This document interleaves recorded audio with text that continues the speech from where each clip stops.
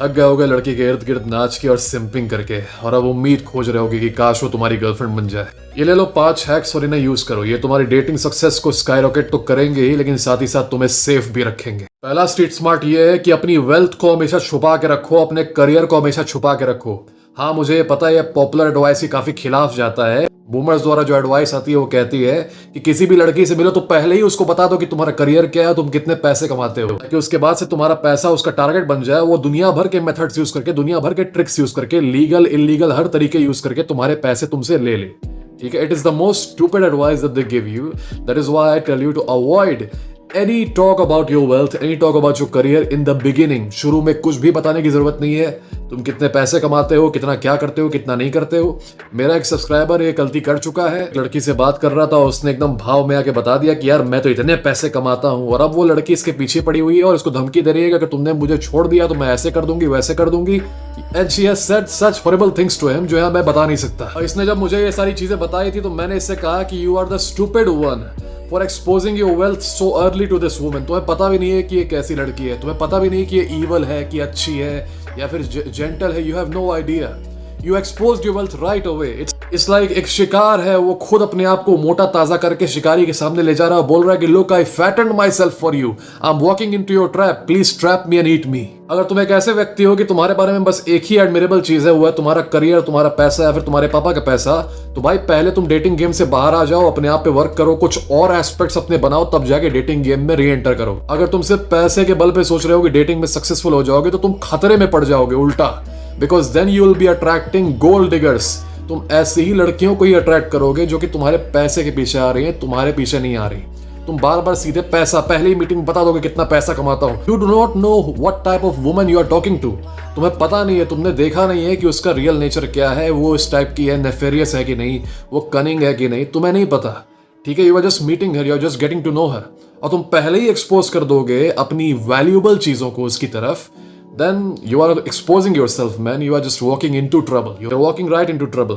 Boomer mindset तुमको brain wash करती है कि तुम अपने आप को ग्राइंड करते रहो, पहली बात अपने 20 से लेके 30 तक के दशक में, उसके बाद एटीएम बन जाओ, और अगर एक दिन एटीएम बनने से मना कर दो तो तुम्हारे ऊपर लीगल और इलीगल हर तरीके से दबाव बनाया जाएगा।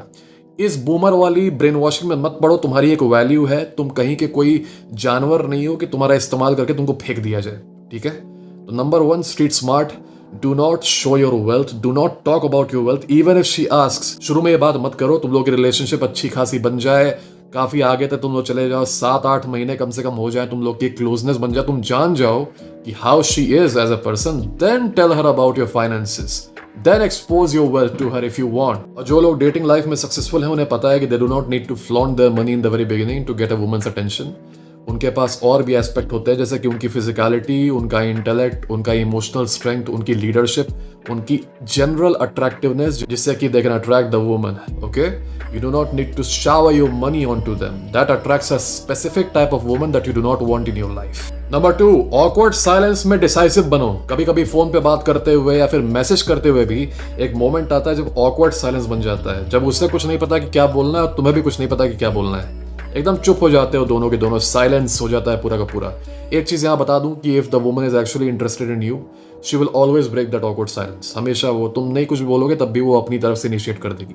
पर अगर नहीं हो रहा है ऐसा, may be she is not that much interested in you at that moment, तो तुम्हें क्या करना है, वहां पे बैठ के वेट करने की जगह कि कब वो बोलेगी, कब वो बोलेगी, या फिर वर्ड्स खुद से इनिशिएट करने की जगह you just and the conversation. And the conversation, ये बोलने की भी जरूरत नहीं कि मैं एंड कर रहा हूं कन्वर्सेशन को या फिर मैं जा रहा हूं, ना ना ना, जस्ट हैंग अप या फिर जस्ट से bye, that is it, cut the call. बाद में वो पूछे कि क्यों चले गए, जैसे कि यार कुछ काम पड़ गया था, I got busy, that is it. If you are not a चोमू then you are busy, you have plenty of stuff to do. और तुम्हारे पास टाइम नहीं है कि ऑकवर्ड साइलेंस में ना वो बोल रही है ना तुम बोल रहे हो, आधे घंटे तक बैठे हुए हो फोन पे, कान पे फोन लगा के अपना। ऐसे लोगों को मैं जानता हूं कि जो 40 मिनट 1 घंटा तक वो कान पे फोन लगा के बैठे रहेंगे इस इंतजार में कि she will speak, and the woman does not speak because she knows she is just testing you कि तुम कितना और झेल सकते हो ये humiliation.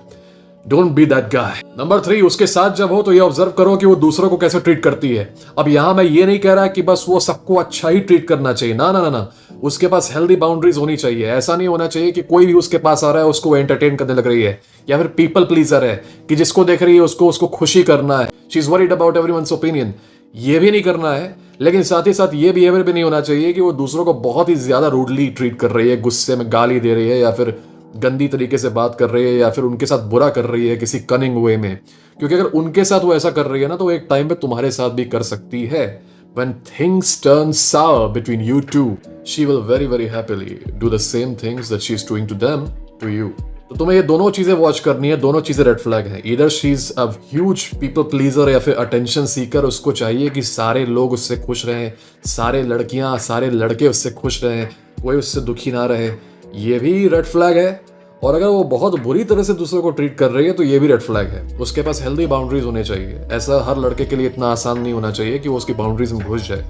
You should of course have a special place in her life because she is dating you.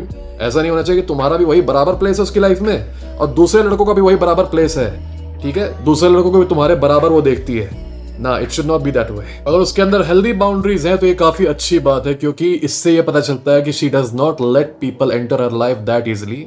इसका मतलब ये है कि तुम्हारी वैल्यू ज्यादा है, तुम चीप नहीं हो कि तुम भी बाकी लोगों की तरह घुस गए उसकी लाइफ में। Number 4, do not over share. तुम्हें उससे कुछ भी बताने की जरूरत नहीं है कि आज तुमने दोपहर में क्या खाना खाया और कैसे तुम्हारी चाची से तुम्हारी लड़ाई हो गई क्योंकि तुमने गिल्ली डंडा में उन्हें हरा दिया। ये सारी बात करने की उससे जरूरत नहीं है। Do not over share. Maintain a form of mystery ताकि उसका इंटरेस्ट तुम्हारे अंदर बना रहे। उसे क्रशेस को इमेजिन करो। लड़कियां जिन जिन सेलिब्रिटीज के ऊपर क्रश करती हैं, जिन जिन कैरेक्टर्स के ऊपर क्रश करती हैं। फॉर एग्जांपल मान लो उसका क्रश डोनाल्ड ट्रंप है, तो तुम डोनाल्ड ट्रंप को ये इमेजिन नहीं करोगे कि वो उससे फोन पे बात कर रहा है तो ऐसे बोल रहा है कि hey baby girl, you know what I had in the morning? I had el paratha. Do you know who cooked me the el paratha? Sleepy Joe cooked it for me because he's simping for the Indians. So you'll be cooking el paratha for me too when we get married, okay? तुम ये सारी चीजें नहीं सोचोगे उसके celebrity crush या किसी चीज को ये बोलते हुए। And the very reason why she is attracted to those people is because they are mysterious and they have this aura about them, the aura of mystery, this darkness that they have in their life that conceals a very very important trivial portion of their life.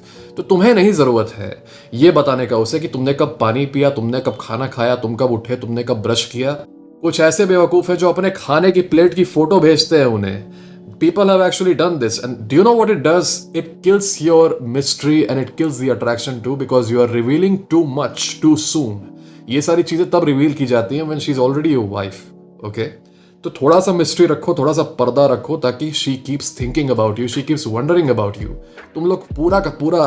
एक लड़के का मैंने message देखा, वो अपनी girlfriend को लिख रहा था, यार कल मुझे अपना बैग धोना है। What are you talking about, man? In fact अगर वो तुमसे पूछे भी कि आज तुमने खाने में क्या खाया, या फिर तुमने अपना कपड़ा धोया कि नहीं आज, या फिर अपना बैग धोया कि नहीं आज, do not tell her the answer. कुछ भी आंसर मत करो, बोल दो मैं भूल गया। Okay, be cool, be very very smooth.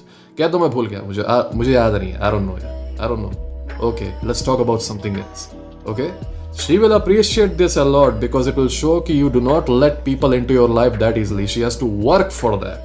Final advice ये है कि always leave on a high note. जैसे ही तुम लोग का फीलिंग बढ़ने लगा है, कॉल में बात कर रहे हो, देख रहे हो कि she is very much into you, बहुत ज़्यादा एक्साइटेड हो रही है वो तुमसे बात में, काफ़ी ज़्यादा खुश हो रही है, काफ़ी ज़्यादा लवी डवी हो रही है, she is being very much into her feeling. तुम ये चीज़ सेंस कर रहे हो कि ये जो 1 घंटे की कॉल थी या 40 मिनट की कॉल थी, इसका एक पीक आ रहा है। व्हेन इमोशंस आर हाई, इसी पॉइंट पर यू हैव टू लीव। इसको कट ऑफ कर दो यहीं से। कट ऑफ मतलब ये है कि कॉन्वर्सेशन एंड कर दो।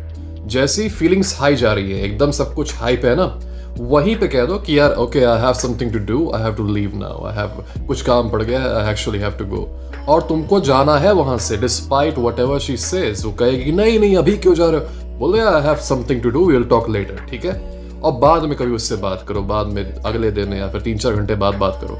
पर जिस समय इमोशंस एकदम हाई है ना, उस समय ही लीव करो। That is the best time to end the conversation. यही चीज कॉल पे भी होगी, यही चीज टेक्स्ट पे भी होगी, और यही चीज डेट पे भी होगी।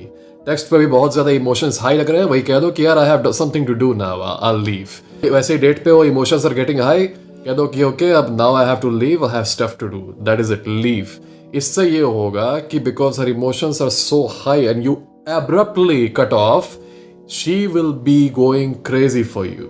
She will be left wanting more of you. ये वैसी बात है कि मैं तुम्हें तुम्हारी फेवरेट मूवी दिखाने के लिए बैठा दूं सिनेमा में, और मैं तुम्हें पहले 15 मिनट दिखाऊं, तुम काफी एक्साइटेड हो कि तुम्हारी फेवरेट मूवी अब तुम देख रहे हो, अब 15 मिनट बाद लाइट ही चली जाए हॉल की, 15 मिनट की मूवी के बाद से हॉल बंद हो जाए, तो तुम्हें कितना ज्यादा वो होगा ना कि I really want to watch it, I really want to watch it.